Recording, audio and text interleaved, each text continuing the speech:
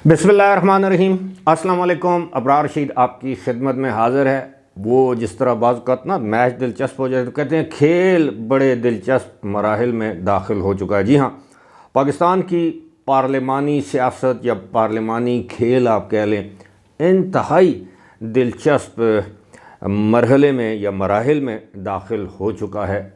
और इस पर सबसे जो अब लोग जो बात करते हैं कि जी पाकिस्तान तहरीक इंसाफ इस वक्त असम्बलियों में सुन्नी इत्तेहाद काउंसिल की जी धांधली हो गई है, इतनी नशस्तें, फार्म 45, फार्म 47, फार्म 49, ये सुन कर कान पक गए हैं। लेकिन इसी सियासी जमात ने मौजूदा इंतखाबात को जैसे कहते हैं ना कि लेजिटिमेसी जायज़ करार दिया है अपने अमल से।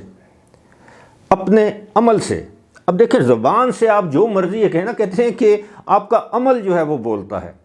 अब ज़बान से वो कह रहे हैं, नारे मार रहे हैं कि धांधली हो गई, डाका पड़ गया, चोरी हो गई, ये हो गया, वो हो गया, इलेक्शन हमारा चुरा लिया गया। लेकिन चारों सूबाई असम्बलियों में भी मौजूद हैं।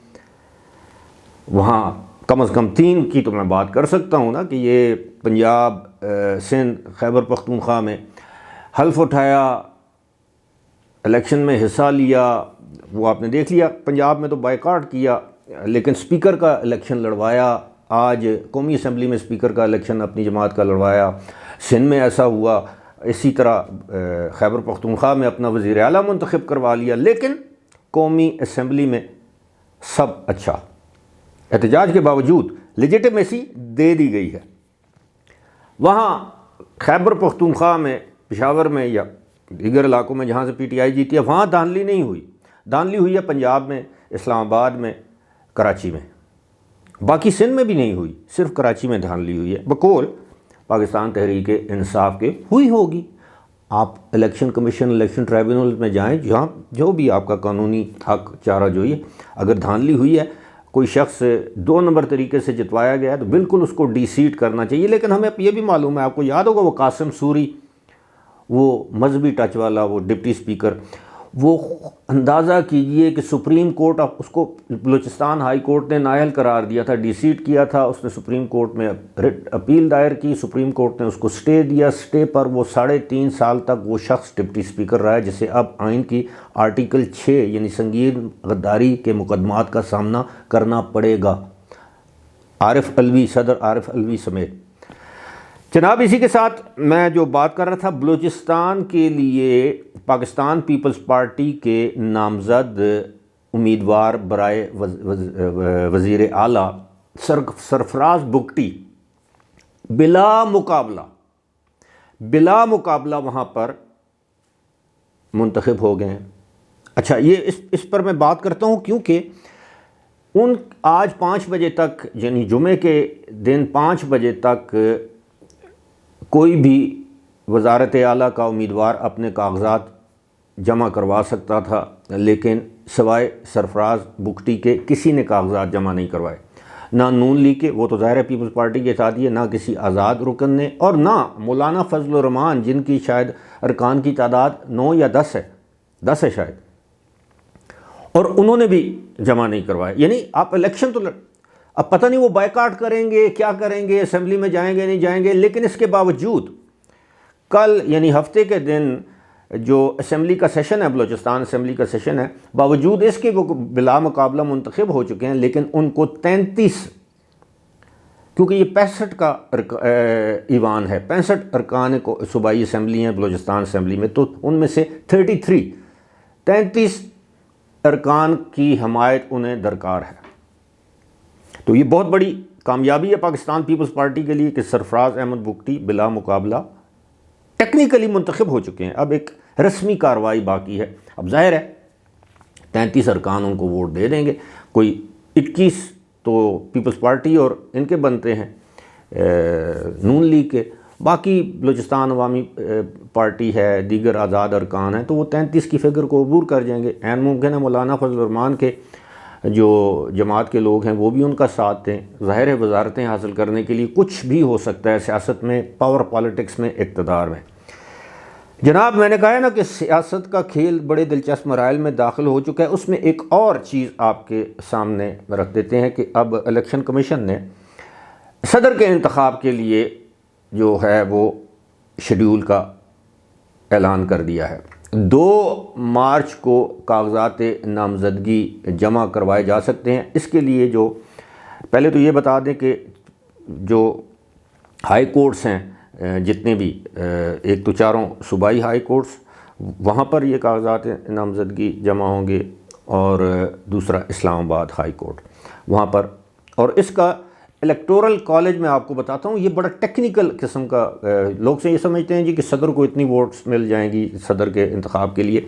اس میں اب 2 مارچ کو 12 بجے تک کاغذات نامزدگی جمع کروائے جا سکتے ہیں جناب، اور سکروٹنی ان کی ہوگی، کاغذات کی جانچ پڑتال جسے ہم کہتے ہیں، 4 مارچ کو.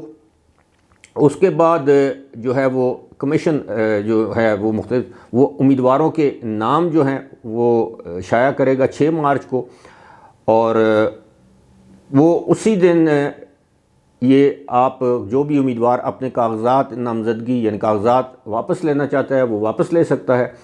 اور پولنگ ہوگی صدر کے انتخاب کے لیے 9 مارچ کو.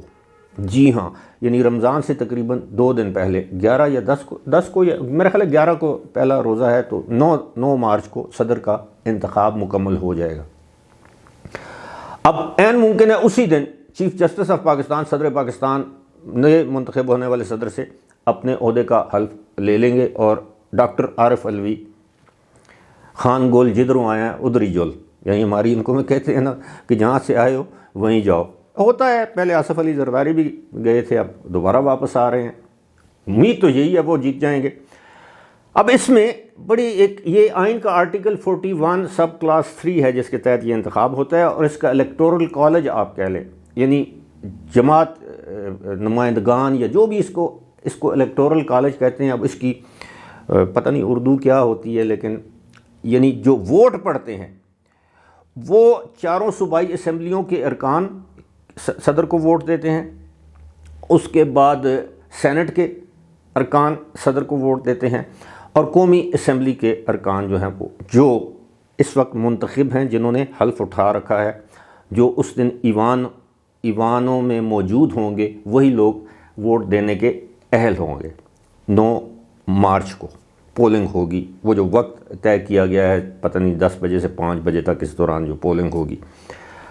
اس کے بعد ان ریزلٹس کو کمپائل کیا جائے گا کہ کس نے زیادہ ووٹ حاصل کیے ہیں. اب اس میں ایسا نہیں ہے کہ اگر 371 پنجاب اسمبلی کی سٹرینتھ ہے، وہاں کے ارکان کی تعداد اتنی ہے، یا خیبر پختونخوا سندھ کی پتہ نہیں کتنی ہے، یہ ایگزیکٹ تعداد تو میرے علم میں ظاہر ہے، کیونکہ جو مخصوص نشستیں ہیں انہوں نے ان جو پاکستان تحریک انصاف کے حصے میں آنی تھی ان کا ابھی فیصلہ نہیں ہوا. لیکن یہ ہمیں پتہ ہے کہ 336 کا ایوان ہے، اب پتہ نہیں کتنے موجود ہیں قومی اسمبلی میں. جتنے بھی اراکین یا ارکان اسمبلی اس دن موجود ہوں گے وہ اپنا ووٹ کاسٹ کریں گے. لیکن چونکہ بلوچستان کی جو صوبائی اسمبلی ہے اس کی کل تعداد ہے، چونکہ یہ وفاق کی علامت صدر کا انتخاب ہونا ہے، تو ان کی تعداد ہے 65. ٹھیک ہے، اب 65 ان کی تعداد ہے، تو باقی جو 3 اسمبلیاں ہیں ان کے ووٹوں کی تعداد بھی 65 ہی ہوگی. وہ پھر تقسیم ان کی جتنی بھی تعداد ہے ان کو 65 پر تقسیم کر دیا جائے گا، اور وہ جو آئے گا وہ اس کو ایک ووٹ، مطلب اب یہ بڑا ٹیکنیکل ایشو ہے. مثال کے طور پہ میں آپ کو اتنا بتا دیتا ہوں کہ پنجاب کے تقریباً 7 ارکان بنتے ہیں، 7 کچھ، تو ایک ووٹ بنتا ہے، کیونکہ پنجاب کی ارکان کی تعداد زیادہ ہے. لیکن وفاق کے لحاظ سے یعنی ان کے جو 65 جو سینیٹرز قومی صوبائی اسمبلی کے جو ارکان ہوں گے ان کے مساوی، یعنی 65 سندھ اسمبلی کے ووٹ ہوں گے، 65 پنجاب کے اور 65 خیبر پختونخوا کے. لیکن قومی اور صوبائی اپنا سینٹ میں جتنے ارکان ہیں 1 مین 1 ووٹ والی کہانی ہے. اب مسئلہ یہ ہے کہ مولانا فضل الرحمان نے کہا ہے کہ جناب قومی اسمبلی میں شاید ان کی 5 ہیں یا 7 نشستیں ہیں، وہ انہوں نے کہا جی میں صدارتی انتخاب میں حصہ نہیں لوں گا. وہ اگر نکال دیں اسی طرح ایم کیو ایم نے بھی ابھی کہا ہے کہ جی ہم پیپلز پارٹی کے امیدوار کو ووٹ نہیں دیں گے.